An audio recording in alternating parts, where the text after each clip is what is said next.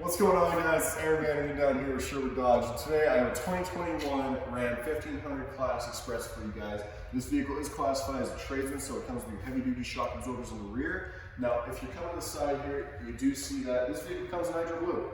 This vehicle looks amazing clean, and it's very easy to keep clean. It also comes with chrome running boards here. Makes it very easy to get in and out of the vehicle. Now, if you look at the door here, you do see that you have your automatic windows on your driver and passenger side, along with your automatic lights here.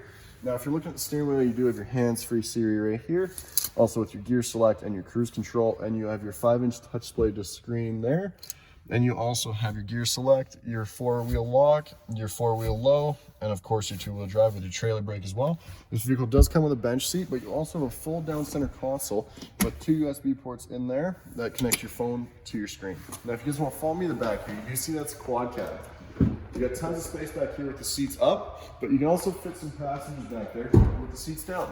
Now, if you guys follow me in the back, you do have a 6'4" box with your backup camera, your 7 and 4-pin wiring with your classified Hitch receiver. Now, if you guys have any questions about this beautiful classic, please give me a call at 780-729-5517.